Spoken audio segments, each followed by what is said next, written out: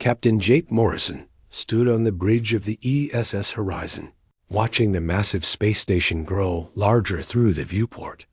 The structure was huge, bigger than any city he had ever seen. Lights blinked across its surface like stars, and ships moved around it like tiny insects. This was his first time seeing anything built by aliens, and he had to admit it was impressive. "Sir, we're getting a signal from the station," said Lieutenant Danny Walsh from the communications desk. His voice was steady, but Jake could hear the excitement underneath. This was a big moment for all of them.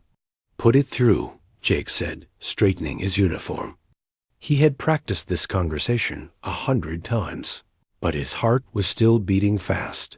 The main screen flickered to life, showing a creature that looked like a giant lizard wearing a silver uniform. Its yellow eyes stared at Jake with what seemed like boredom. "Human vessel, you will dock at Bay 847. Do not deviate from the path we send you. Your species will be processed according to standard Federation protocols." The signal cut off before Jake could respond. He looked around at his small crew. Dr. Lisa Rodriguez, their best scientist, raised an eyebrow. "Well, that was friendly," she said with a dry smile. Commander Alex Turner, their military expert, frowned. "They're treating us like we're nothing." "Special. Good. That's exactly what we want." Jake nodded. The plan was simple but important. Earth's leaders had decided that humans should appear weak and harmless when they first met the aliens. They would hide their real technology and pretend to be just another primitive species trying to join the galactic community. It was safer that way. The S-Horizon followed the guidance signals toward the docking bay. As they got closer, Jake could see other alien ships around them.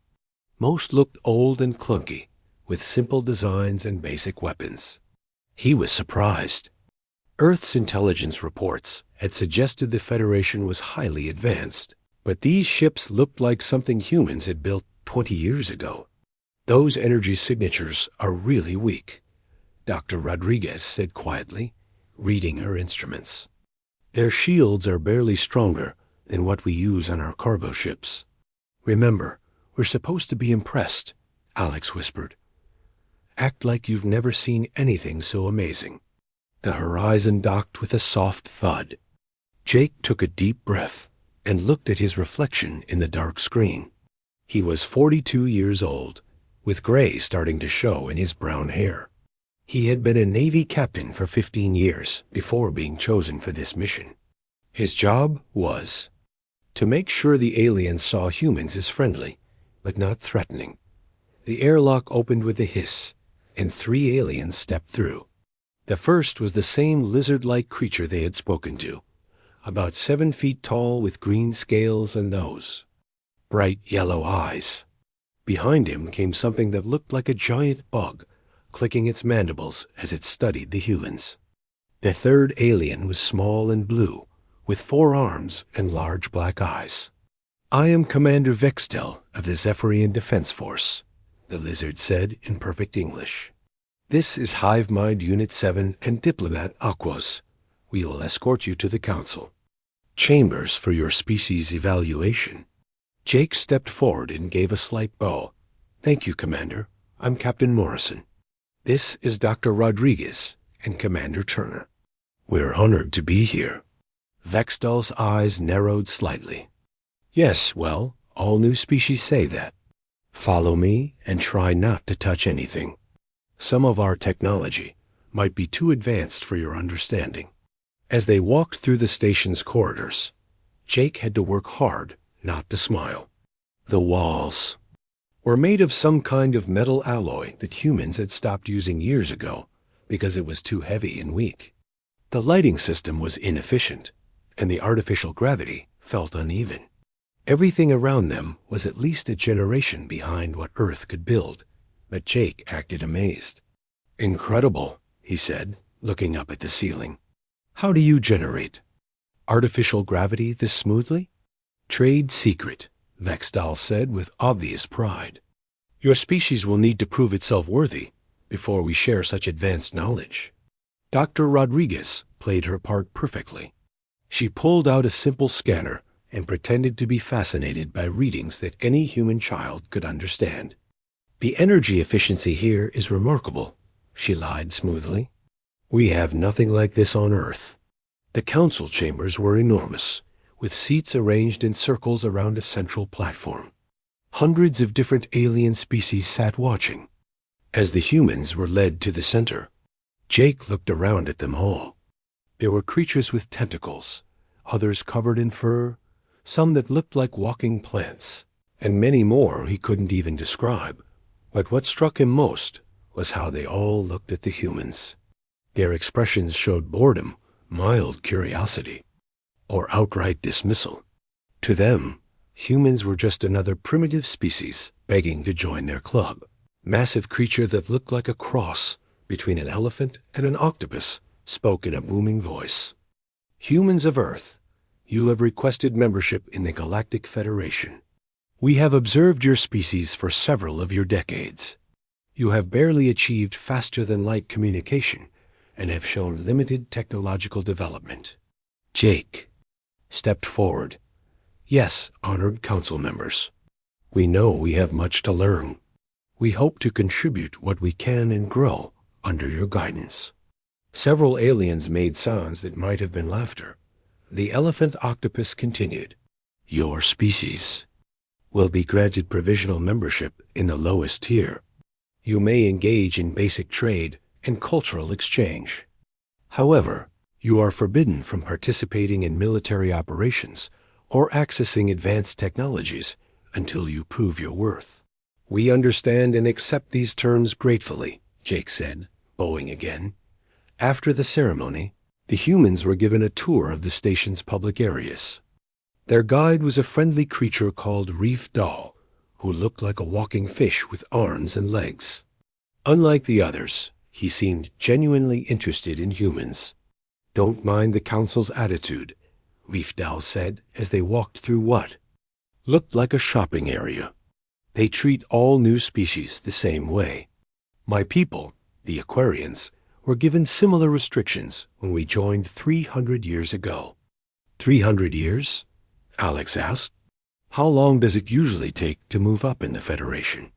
"Oh, depends on your species development," Reef Doll replied. "The Zephyrians took about 200 years to reach the second tier. The hive minds took even longer because the council didn't trust their group consciousness. You humans might do it faster if you show good progress."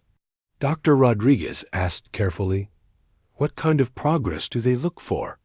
"Mainly technological advancement and military capability," Reef Doll explained. "The Federation is always concerned about defense. There are aggressive species out there, like the Krillians, who attack our outer worlds. We need all member species to eventually contribute to our common defense." Jake exchanged a quick glance with his crew. If the Federation was worried about military threats, they would be very interested to know what Earth could really do. But that knowledge had to stay secret for now. That evening, in the privacy of their assigned quarters, the three humans finally spoke freely. "This is almost surreal," Dr. Rodriguez said, shaking her head. "Their most advanced warships have weapons that couldn't scratch our oldest destroyers. Their computers are running on technology we abandoned 15 years ago. And their energy systems are so primitive, they probably couldn't power a single one of our cities." Alex was looking at tactical data on his tablet. "I've been analyzing their defense patterns. Their entire fleet deployment strategy is based on concepts we proved ineffective decades ago. A single human frigate could probably take on their entire border patrol." Jake sat heavily in his chair. "And we have to pretend to be impressed by all of this. Do you know how hard it was not to laugh when that Zephyrian was bragging about their advanced gravity systems? The worst part is watching them struggle with problems we solved years ago," Dr. Rodriguez added. "That fusion reactor they showed us is leaking radiation that would kill half their crew in a few months. I wanted to tell them how to fix it, but I had to act like I didn't understand how it worked. We stick to the plan, Jake said firmly. Earth's leaders were right to be cautious. If these aliens knew what we were really capable of, they might see us as a threat instead of potential allies. Better to learn about them first, understand their politics and their enemies, before we reveal our true capabilities. Alex nodded. It's going to be a long few months, pretending to be the primitive species they think we are. Outside their window, alien ships moved through space using technology that seemed impressive to them, but was laughably outdated to human eyes. Jake wondered how long they could maintain this act and what would happen when the truth finally came out.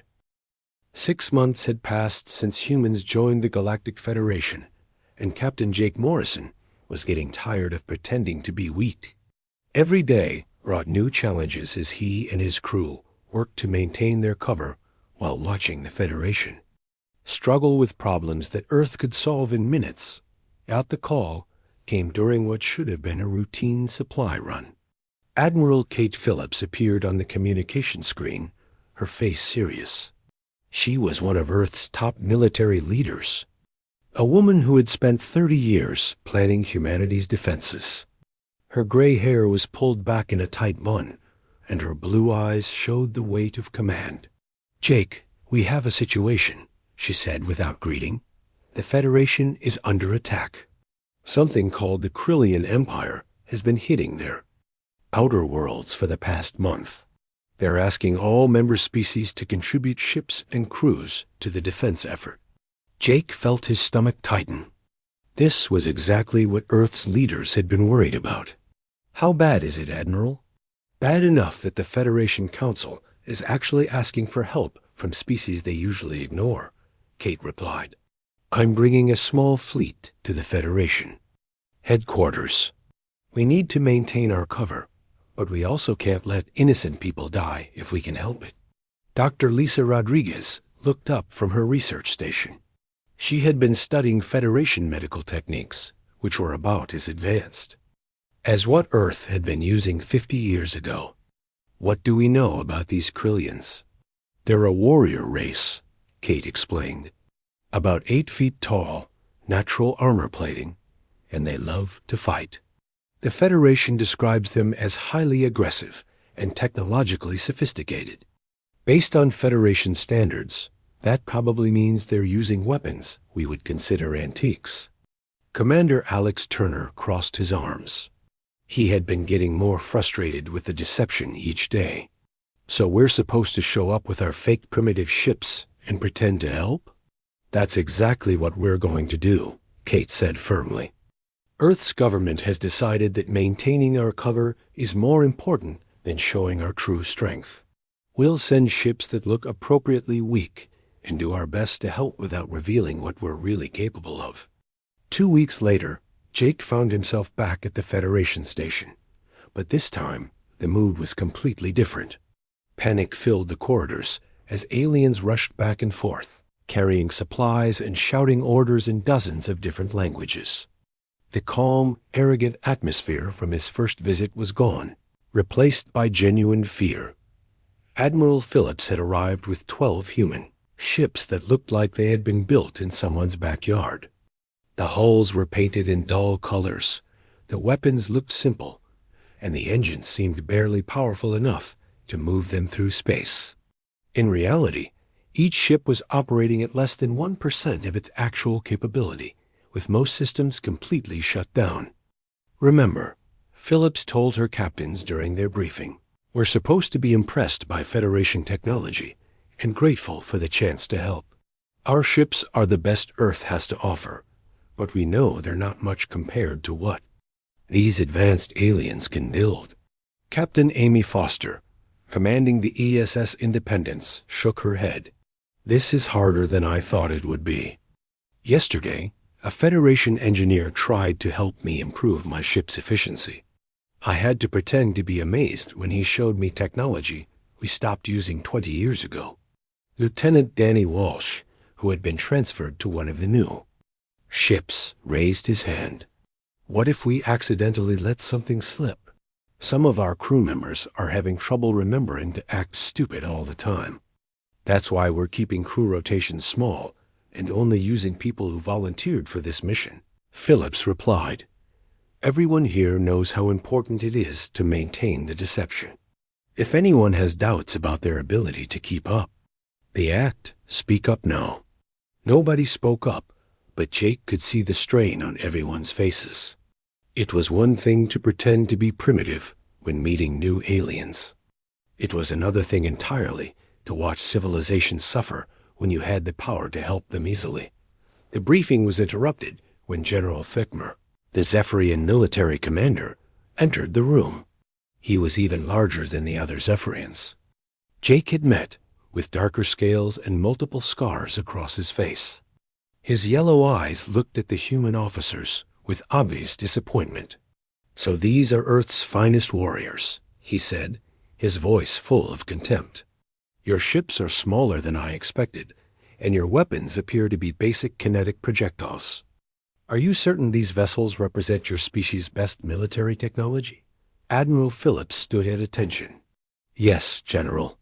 These are our most advanced warships. We know they may not seem like much compared to Federation standards, but we're eager to learn and contribute however we can." Thicmer walked around the room, studying each human officer. "The Krillians have been destroying our border colonies with ease. Their ships are heavily armored, and their weapons are powerful. I do not see how your primitive vessels will make any difference in this war. We understand we're not as advanced as other Federation species," Jake said carefully, "but we're willing to fight and die alongside our allies. Sometimes courage matters more than technology." The Zephyrian general made a sound that might have been laughter. "Courage without strength is just a quick way to die, human. But very well. Your ships will be assigned to support roles in the rear areas. Try not to get in the way of real warships." After Thicmer left, the human officers sat in frustrated silence. Engineer Sophie Kim, who had been quiet during the meeting, finally spoke up. "I've been analyzing the Federation's tactical reports. These Krillians are using battle strategies that we proved ineffective during our own wars a century ago. Their weapons are powerful by Federation standards, but they're basically just improved versions of chemical explosives." "How improved?" Alex asked. "About as advanced as what we were using 30 years ago," Sophie replied. "A single human destroyer could probably take on their entire attack fleet and win without breaking a sweat." Phillips rubbed her temples. "And we have to sit here and watch Federation worlds burn because we're too afraid to reveal our true capabilities." Meanwhile, back on Earth, President Ryan Clark was dealing with his own problems. The Global Defense Council was meeting in emergency session, and the debate was getting heated. Dr. Helen Martinez, the head of Advanced Weapons Research, stood at the front of the room with a holographic display showing the Federation's military situation. "The Krillian attacks are accelerating," she reported. "They've destroyed 17 Federation colonies in the past month. At this rate, they'll reach the core worlds within 6 months." Senator Carol Wright, one of the government's most experienced diplomats, shook her head. "We cannot reveal our true capabilities. If the Federation learns what we're really capable of, they'll either try to enslave us or destroy us out of fear. Our current approach is the safest option." General Pete Harrison disagreed strongly. "Safe for who? We're letting millions of innocent beings die because we're afraid of what might happen if we help them. That's not the humanity I swore to protect." "It's not about fear," Dr. Martinez explained. "It's about survival. Our analysis shows that the Federation's combined military forces are roughly equivalent to what Earth had 15 years ago. If they knew our real capabilities, they would see us as an existential threat to their entire civilization." President Clark listened to the arguments from both sides. He was a tall man with graying hair who had been in politics for 20 years. This was the hardest decision he had ever faced. What about limited intervention? Could we help without Revealing our full capabilities? We're already doing that, General Harrison replied. Our ships are operating at less than 1% of their actual power. But even that might be too much. Some of our personnel are reporting that Federation officers are starting to ask questions about human technology. The debate continued for hours, but no easy answers emerged. Earth's leaders were caught between their desire to help innocent people and their need to protect humanity's future. Back in space, the first major battle between Federation and Krillian forces was about to begin. The Federation had assembled their largest fleet in decades, with ships from dozens of different species. The human vessels looked tiny and insignificant among the massive alien warships. Captain Foster stood on her ship's bridge, watching the enemy fleet approach. The Krillians had brought over 200 ships, all of them heavily armed and armored. They moved in formation like a pack of predators, confident in their superiority. Federation fleet, this is Admiral Kexter commanding, came a voice over the communication system. Human vessels, maintain position in the rear. This battle is beyond your capabilities. Amy looked at her crew, seeing the same frustration in their eyes that she felt in her heart. They had the power to end this battle in minutes, but they had to pretend to be helpless and watch as Federation ships were destroyed by enemies they could easily defeat. The battle began with the Krillians, launching a massive barrage of missiles and energy beams. Federation ships responded with their own. Weapons and space lit up with explosions and laser fire. It looked impressive, but to human eyes, it was like watching children play with toys. The war with the Krillian Empire was getting worse every day. Colonel Ben Rodriguez stood in the briefing room of the Federation command station, looking at the holographic map that showed red dots spreading across Federation space like a disease. Each red dot was a world that had fallen to the Krillians, and there were too many of them. 17 more colonies lost this week, announced General Figmer, his scaled face showing frustration. The Krillians are moving faster than we predicted. Their new battle tactics are proving more effective than our intelligence suggested. Ben kept his expression neutral, but inside he was screaming. The Krillian tactics weren't advanced at all. They were just using basic overwhelming force with better coordination than the Federation expected. Any human military academy student could have predicted these moves and developed counter-strategies in minutes. We need every available ship for the defense of New Geneva, Thekmer continued. The planet has over 3 billion civilians and serves as our primary industrial center. If it falls, we lose our ability to build new ships. Captain Amy Foster, who had been attending these briefings since her lucky shots in the previous battle, raised her hand. General, what kind of support will human ships be providing? Thekmer's yellow eyes looked at her with the same dismissive attitude he always showed humans. Your vessels will patrol the outer system and watch for enemy scouts. The real fighting will be handled by proper warships. Ben felt his jaw clench. The Federation was about to lose their most important world, and they were wasting human ships on useless patrol duty because they thought humans were too primitive to help in real combat. After the briefing, Ben walked to his quarters and activated the secure communication link to Earth. President Clark's face appeared on the screen, looking tired and older than Ben remembered. Mr. President, the situation is getting critical, Ben reported. New Geneva will fall within days if the Federation keeps using their current strategies.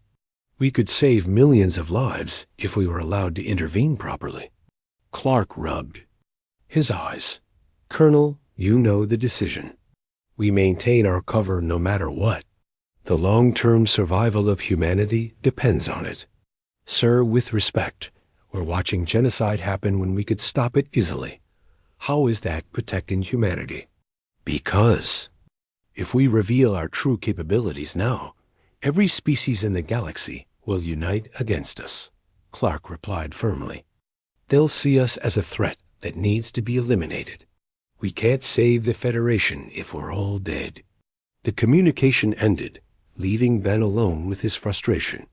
He had spent 20 years in the military, and everything he had learned told him that good soldiers protected innocent people. But his orders were clear. Let the Federation handle their own problems, no matter how badly they were handling them. 2 days later, the Krillian fleet arrived at New Geneva. Ben watched from his ship's bridge as over 500 enemy vessels dropped out of faster-than-light travel. They moved in perfect formation, their dark hulls bristling with weapons that looked primitive to human eyes, but were more than enough to overwhelm. Federation defenses. The Federation had assembled their largest fleet ever to defend the world. Nearly 300 ships from dozens of different species formed defensive lines around the planet. Their commanders were confident that superior numbers would win the day. Lieutenant Tracy Adams sat at her fighter's controls, part of a small human squadron assigned to reconnaissance duty far from the main battle. She was 24 years old and had been flying since she was 16. This was her first real combat mission, and she was supposed to stay out of the way. Tracy watched through her ship's sensors as the battle began. The Krillians opened fire with massive energy cannons that sent bright beams across space. Federation ships responded with their own weapons, creating a light show that would have been beautiful if it weren't so deadly. But Tracy could see what the Federation commanders couldn't. The Krillian formation had a weakness on their left flank, where their ships were bunched too close together. A single well-placed shot could cause a chain reaction that would disable half their fleet. "Command, this is Eagle Squadron," she called on the radio. "I can see a tactical opportunity in Sector 7. Eagle Squadron, maintain your current position," came the reply from Federation Command. "You are not authorized to engage enemy forces." Tracy watched in horror as Federation ships were destroyed one by one. The aliens were brave. She had to give them that. They kept fighting even as their friends died around them. But bravery wasn't enough when you were using the wrong tactics and outdated weapons. A Federation cruiser exploded near the planet's surface, and Tracy saw escape pods launching. Some of them were being targeted by Krillian fighters who wanted to make sure no one survived. Tracy felt something break inside her chest. "I can't watch this anymore," she whispered. Her hands moved across her controls, trying to boost power to her engines so she could reach the escape pods faster. But she hit the wrong switch in her emotional state. Instead of increasing engine power, she accidentally activated her ship's full combat system. For exactly 3.7 seconds, Tracy's fighter operated at its real capability instead of the fake limitations they had programmed. Her ship's quantum computer instantly analyzed the entire battle, calculated optimal firing solutions for every enemy target, and charged weapons that could tear through Krillian armor like paper dot in those few seconds. Tracy's single fighter destroyed an entire Krillian squadron that had been closing in on a damaged Federation battleship. Her shots were so precise and powerful that the enemy ships simply vanished in brilliant flashes of light. Then the limiters kicked back in, and her ship returned to its fake primitive state. The battlefield went quiet for a moment. Every ship, Federation and Krillian alike, had seen what happened. A small human fighter had just eliminated 12 heavily armored warships with shots that seemed impossible. "What the hell was that?" came a voice over the general communication channel. Tracy's heart was pounding as she realized what she had done. Commander Paul Jackson, leading the human squadron, quickly took control of the situation. "Federation Command, this is Human Squadron Leader Jackson," he said calmly. "Lieutenant Adams reports a lucky malfunction in her targeting system that caused multiple shots to fire simultaneously. The Krillian ships appear to have had some kind of chain reaction explosion." "A malfunction?" General Thakmer's voice came over the radio, sounding suspicious. "Yes, sir. Our human technology is still pretty unreliable. Sometimes these old systems do unexpected things. We're running diagnostics now. Tracy played her part, though her voice was shaking. Sorry about that. Command. My targeting computer went crazy for a few seconds. I thought I was going to crash. The battle continued, but something had changed. Several Federation officers were asking questions about what they had witnessed. The mathematical probability of destroying 12 ships with lucky shots was virtually impossible, and some of the smarter aliens were starting to figure that out. Dr. Sylvan, a Zephyrian scientist who specialized in weapons technology, was studying the sensor readings from Tracy's attack. His analysis showed energy signatures that didn't match anything in Federation databases. The weapons that had destroyed those Krillian ships were using principles that Federation science said were impossible. After the battle, which the Federation managed to win thanks partly to Tracy's intervention, she found herself called into a meeting with Colonel Rodriguez and the other human officers. That was either the best mistake or the worst mistake anyone has ever made, Ben said, pacing back and forth in the small conference room. Half the Federation fleet saw what your ship did. They're asking questions we can't answer. Tracy sat with her head in her hands. I'm sorry, sir.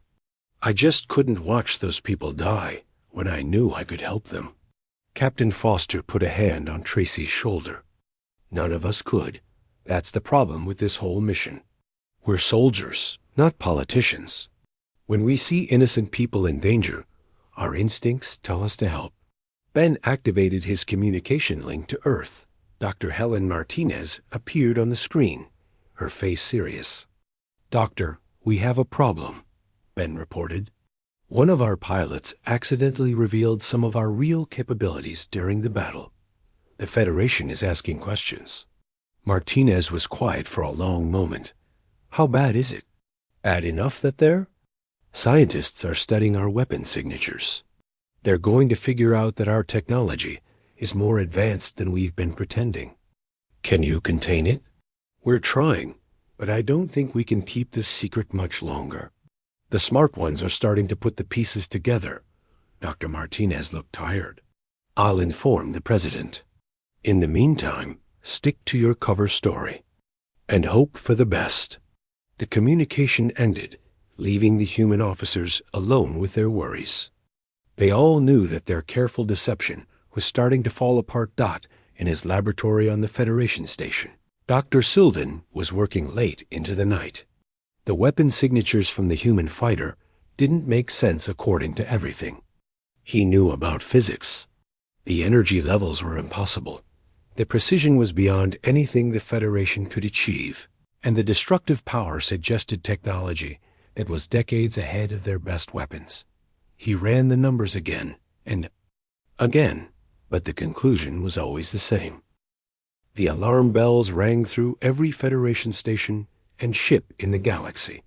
The Krillian Empire had launched their final attack, and this time they were heading straight for the Federation capital world. Over 2,000 enemy ships had appeared. At the edge of the system, more than anyone had thought the Krillians could build, Admiral Kate Phillips stood in Earth's command center, watching the reports come in. The numbers were worse than anything they had prepared for. The entire Federation fleet was being pulled back to defend their home world, but everyone knew it wouldn't be enough. 50 million civilians on that planet, reported Intelligence Officer Nancy Foster, her voice tight with stress. The Federation's evacuation ships can only move about 5 million people before the Krillians arrive. President Clark sat at the head of the conference table, looking older than his 60 years. Around him sat the most important people in human government, all facing the hardest decision in their species' history. Mr. President, said General Pete Harrison, our analysis shows the Federation will fall within 72 hours. After that, the Krillians will likely turn their attention to Earth. We can't hide forever. Dr. Helen Martinez activated a holographic display showing the battle predictions. If we maintain our current deception, the Federation loses and 45 million aliens die. The Krillian Empire then becomes strong enough to threaten every world in the galaxy, including ours. And if we reveal our true capabilities? Clark asked, though he already knew the answer. We save the Federation, but every species in the galaxy learns that we've been lying to them for months. They'll know we could have prevented all the previous deaths, but chose not to. Some will see us as saviors. Others will see us as the biggest threat they've ever faced. Senator Carol Wright shook her head. We can't risk it. If we show our real power now, we'll have every alien species either trying to destroy us or worship. U.S. Neither option is good for humanity's future. Ma'am, with respect, General Harrison said, his voice getting louder, we're talking about letting 50 million innocent people die because we're afraid of political consequences. That's not the humanity I believe in. The debate continued for hours, but everyone knew they were running out of time. The Krillian fleet was moving toward the Federation capital, and soon it would be too late to make any difference in space. Captain Jake Morrison received the message he had been waiting for. It came directly from President Clark himself, using codes that only the highest levels of government knew. Protocol Omega is now active, the message said. Show them what we really are. Jake looked around his bridge at the crew that had been pretending to be primitive for months. Lieutenant Danny Walsh at Communications, Dr. Lisa Rodriguez at the Science Station, Commander Alex Turner at the Weapons Console. They had all been waiting for this moment. You heard the man, Jake said quietly. It's time to stop pretending. Admiral. Phillips received the same message on her flagship, the ESS Victory. She had 12 ships under her command, vessels that the Federation thought were barely capable of defending themselves. In reality, each ship was more powerful than the entire Federation fleet combined. All ships, this is Admiral Phillips.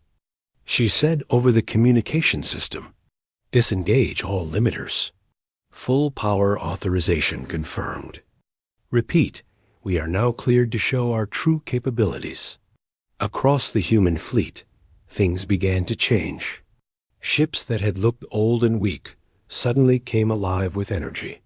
Hulls that appeared to be made of simple metal started shifting and adapting. Weapons that seemed primitive began charging with power that made the air itself glow. The Federation officers watching from their command, ships couldn't believe what they were seeing. The small human fleet was transforming before their eyes into something that looked like it belonged in a science fiction movie. Captain, Amy Foster sat in her command chair aboard the ESS Independence, feeling the ship respond to her commands. For the first time in months, every system was online, every weapon was charged, and every defensive measure was active. Her ship could now move faster than light in normal space, something the Federation said was impossible. Ma'am, said Lieutenant Tracy Adams from her fighter, it feels good to finally drop the act. I know what you mean, Amy replied. Let's go save some lives. The Krillian fleet was massive, filling the space around the Federation capital like a dark cloud. Their ships were arranged in battle formations that had worked well against Federation forces. They were confident, maybe even arrogant, as they prepared to destroy the heart of their enemy's civilization. Federation ships tried to form defensive lines, but everyone could see it was hopeless. The Krillians had too many ships, too much firepower, and they had been winning every battle for months. The Federation's best tacticians had no answer for this level of overwhelming force. Then 12 human ships moved forward, into impossible odds. Federation Command, this is Admiral Phillips, came the voice over the communication system. Human fleet is moving to engage the enemy. Admiral, your ships will be destroyed instantly, replied General Thakmer. The Krillian fleet is 10 times larger than anything you faced before. General, I appreciate your concern, but we have this under control. What happened next would be talked about for centuries in every corner of the galaxy. The human ships suddenly accelerated to speeds that sensors couldn't track. They moved through space like they were dancing, avoiding enemy fire that should have been impossible to dodge. Lieutenant Walsh's destroyer, the S Freedom, engaged a Krillian dreadnought that was 3 times its size. The enemy ship fired every weapon it had, creating enough firepower to destroy a small moon. But the human ship simply wasn't there when the shots arrived. It had moved in ways that Federation physics said were impossible. Walsh fired back with weapons that existed in dimensions the Federation couldn't detect.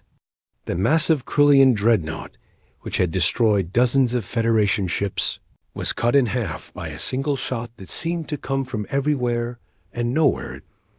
At once, engineer Sophie Kim's ship, the S Defiance, found itself surrounded by 20 Krillian cruisers. They fired at her from every direction, certain that nothing could survive such an attack. Kim's ship created an energy barrier that made their most powerful weapons look like flashlights. Then she returned fire, and all 20 enemy ships simply stopped existing. Captain Foster's Independence moved through the Krillian fleet like it was made of paper. Her weapons fired streams of energy that could reach across star systems, destroying multiple targets with each shot. Her shields turned enemy attacks into harmless light shows. The entire Krillian armada, which had conquered dozens of worlds and seemed unstoppable, was eliminated in under 20 minutes. Not by the combined might of the Federation's greatest fleet, but by 12 human ships that had been pretending to be weak.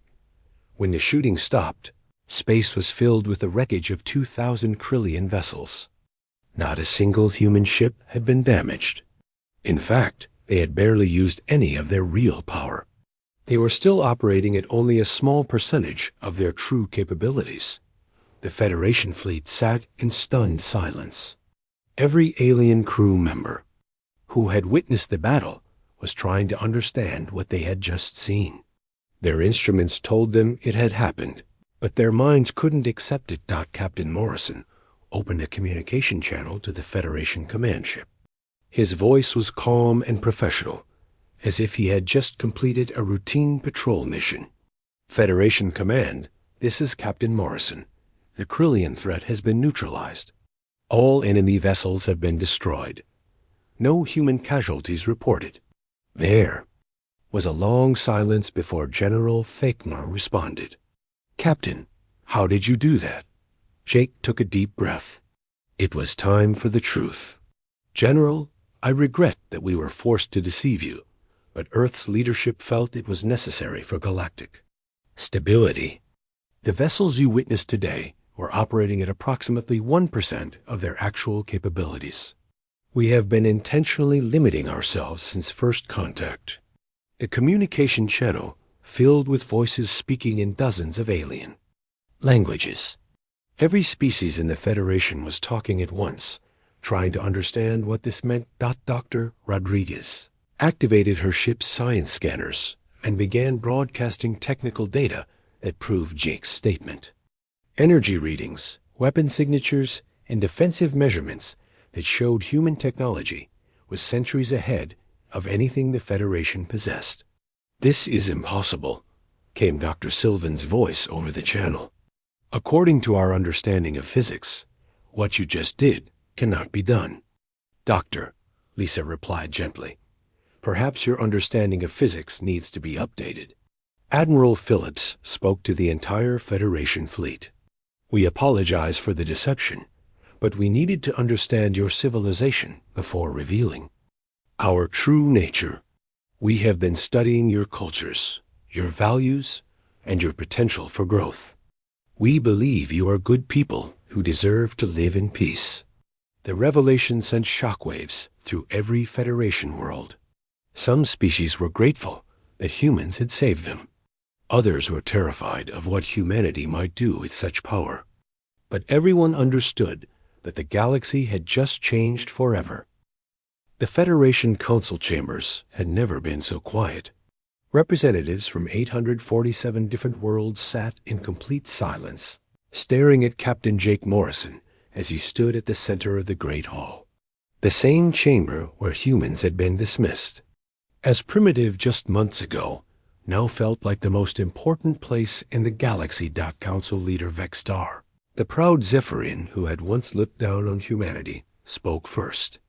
His voice was barely above a whisper. Captain Morrison, are you telling us that your species has been deliberately hiding your true capabilities for the entire duration of your membership? Jake nodded. Yes, Council leader. Earth's government made the decision that it would be safer for everyone if we appeared to be just another developing species. We wanted to learn about your civilizations and understand your intentions before revealing what we were truly capable of. Dr. Lisa Rodriguez stepped forward, carrying a datapad filled with technical information. Honored Council members, if you'll permit me to share some details about human technology, I think it will help explain our situation. She activated a holographic display that filled the center of the chamber. What appeared made even the most advanced Federation scientists gasp in amazement. The images showed human cities that floated in the clouds, starships that could travel between galaxies in days, and energy sources that could power entire solar systems. We have achieved practical immortality through genetic modification, Lisa explained in simple terms. Our average human can live for over 500 years in perfect health. We can manipulate matter at the smallest possible level, building anything we need from basic elements. Our computers can think faster than your entire Federation network. Combined, Representative Reefdahl of the Aquarians raised one of his 4 hands. Dr. Rodriguez, if your species possesses such incredible capabilities, why did you choose to hide them? Surely you could have taken control of the galaxy easily. Lisa smiled sadly. Because we learned from our own history that power without wisdom leads to destruction. We fought terrible wars on our own world before we learned to work together. We wanted to understand if other species could be trusted with the knowledge of our capabilities. The chamber erupted into dozens of conversations in different alien languages. Some species were angry about being deceived. Others were frightened of what humans might do next. But many were simply amazed that such advanced beings had chosen to show restraint. Admiral Kate Phillips appeared on the main communication screen from Earth. Behind her, President Ryan Clark and other human leaders waited to address the galaxy. For the first time, Council members, President Clark began, I know our deception has caused confusion and perhaps anger. We apologize for any distress this has caused, but I want you to understand why we made this choice. He gestured to someone. Off-screen, and new images appeared in the holographic display. They showed Earth's history, wars that had killed millions, weapons that had nearly destroyed the planet, and the long struggle to create a peaceful world government. We know what happens when advanced technology is used without careful thought. Clark continued, we nearly destroyed ourselves several times before we learned to use our power responsibly. When we discovered that other intelligent species existed, we were determined not to make the same mistakes. Dr. Helen Martinez stepped into view. Our analysis of galactic politics showed that revealing our true capabilities immediately would likely result in either total war or total submission from other species. Neither outcome would create the kind of peaceful cooperation we hope to achieve. Council leader Vextar stood up, his scaled face showing a mixture of emotions. So you watched our people die in battles you could have prevented easily? You let the Krillians destroy 17 worlds when you could have stopped them? The chamber fell silent again. This was the hardest question, and everyone knew it. Captain Morrison took a deep breath. Council leader, that decision weighs heavily on all of us. Every human who participated in this mission struggled with watching suffering we could prevent. But our leaders believed that revealing our power too early would have led to even greater suffering in the long term. And what about the Krillians themselves? asked Dr. Sylvan, the Zephyrian scientist who had been studying human technology. What have you done with their home worlds? Admiral Phillips answered from Earth. We located the Krillian home system 3 days ago, but instead of destroying them, we used our medical technology to modify their brain chemistry. The Krillians were naturally aggressive due to chemicals in their bodies that made them constantly angry and violent. We've neutralized those chemicals. New images appeared showing Krillian, worlds where the 8-foot-tall warriors were now working peacefully in gardens and libraries. The same beings who had terrorized the galaxy for months were now building art and studying philosophy. They're still the same people, Dr. Martinez explained, but now they can think clearly without the constant rage that drove them to war. In a few generations, they may become some of the galaxy's greatest thinkers and artists. The reaction to this news was mixed. Some Federation species were amazed that humans could solve such a complex problem so peacefully. Others were terrified that humans could change the fundamental nature of an entire species so easily. Representative Akos of the small blue species spoke up. What happens now? You have shown us that you are more powerful than our entire civilization combined. Are we now your subjects? President Clark shook his head firmly. Absolutely not. Humanity has no desire to rule over other species. We want to be partners, not masters.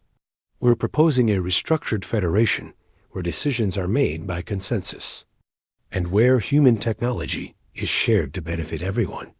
What kind of technology sharing? Asked Reef Dahl, leaning forward with interest. Dr. Martinez smiled. Medical advances that could extend the lives of every species in the Federation. Energy systems that could provide unlimited clean power. Transportation technology that could connect every world in the galaxy instantly. Food production methods that could end hunger on any planet. She paused, looking around the chamber. But all of this comes with conditions. We will only share our knowledge with species that commit to using it peacefully. Any world that tries to use human technology for conquest or oppression will have that technology removed immediately. The debates that followed lasted for weeks. Every species had to decide whether they trusted humans enough to accept their leadership and their gifts. Some, like the Aquarians, embraced the new order immediately. Others, particularly proud species like the Zephyrians, struggled with accepting help from beings they had considered inferior, but the results spoke for themselves. Within months, Federation worlds were experiencing advances that would have taken them centuries to achieve on their own. Diseases that had plagued entire species for millennia were cured overnight. Worlds that had been dying from environmental damage were restored to perfect health. Lieutenant Tracy Adams, the young pilot whose accident had started the revelation, found herself commanding the first mixed-species crew in galactic history.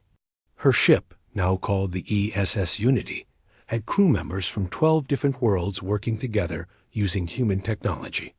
It's amazing how fast they learn, Tracy told Captain Morrison during one of their regular meetings. The Zephyrian engineers are already improving on some of our basic designs, and the Aquarian scientists have ideas about using our medical technology that we never considered. Jake nodded, looking out at the stars through his ship's viewport. That's exactly what we hoped would happen.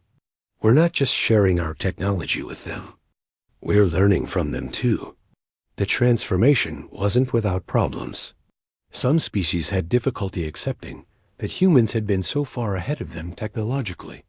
Others worried about becoming too dependent on human knowledge.